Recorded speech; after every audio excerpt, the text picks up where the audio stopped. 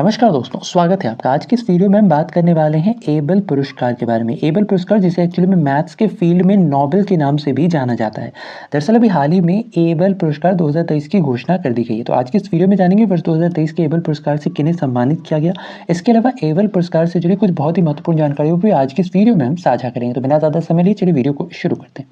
सबसे पहले जानते हैं सुर्खियों में क्यों है। दरअसल अभी हाल में वर्ष 2023 के एबल पुरस्कार की घोषणा कर दी गई और वर्ष 2023 का जो एबल पुरस्कार है यह एक्चुअली में दिया गया अर्जेंटीना के लुइस कैफरेली को। लुइस कैफरेली जो कि एक्चुअली में एक मैथमेटिशियन है और इन्हें वर्ष 2023 के एबल पुरस्कार से सम्मानित किया गया है। इसके साथ ही ध्यान रखना है कि जो लुइस कैफरेली है इन्हें यह पुरस्कार इनके फिजिकल फेनोमेना में रिसर्च वर्क के लिए दिया गया है। एक्चुअली में इन्होंने अपने रिसर्च वर्क में कई सारे फिजिकल फेनोमेना को डिस्क्राइब किया है, जिनमें से कुछ की अगर हम बात करें तो इन्होंने डिस्क्राइब किया है कि जो आइस है यह किस तरीके से मेल्ट करता है।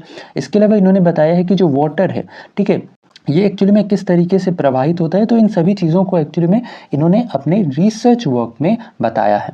इसके साथ ही ध्यान रखना है कि जो लुइस कैफरेली हैं ये एक्चुअली में एबल पुरस्कार जीतने वाले दक्षिण अमेरिका में पैदा हुए पहले व्यक्ति भी बन गए हैं। इसके अलावा ध्यान रखना है कि जो लुइस कैफरेली है इनका जब 1948 में ब्यूनस आयर्स में हुआ था। इन्होंने अपनी प्रारंभिक शिक्षा यहीं से कंप्लीट की। इसके बाद इन्होंने पीएचडी की और पीएचडी के बाद सन 1973 में जो लुइस कैफरेली हैं ये एक्चुअली में यूएस चले जाते हैं और यहाँ पर उन्होंने कई सारे अलग अलग इंस्टीट्यूशन में काम किया, जिनमें से एक था institute of advance study in Princeton जो कि न्यू जर्सी में स्थित है।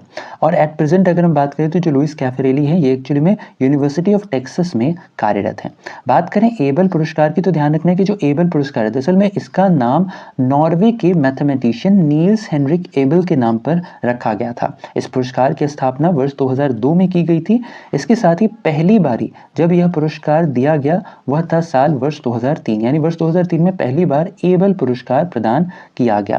साथ ही ध्यान रखना यह जो एबल पुरस्कार है एक्चुअल में गणित के क्षेत्र में लाइफ टाइम अचीवमेंट के लिए दिया जाता है। इस पुरस्कार को गणित का नोबेल भी कहा जाता है। इसके साथ ही ध्यान रखना है कि जो एबल पुरस्कार है एक्चुअल में प्रतिवर्ष Norwegian academy of science and letters के द्वारा दिया जाता है। इसके अंतर्गत जो पुरस्कार राशि होती है 7.5 मिलियन नॉर्वेजियन क्रोनर होती है। साथ ही ध्यान रखना है पहला जो एबल पुरस्कार था जो कि वर्ष 2003 में दिया गया था, ये दिया गया था एक्चुअली में फ्रांस के जिन पियरे सेर को। इंपॉर्टेंट है, ध्यान रखना है पहला एबल पुरस्कार किन्हें दिया गया था तो ये फ्रांस के थे मैथमेटिशियन जिन पियरे सेर।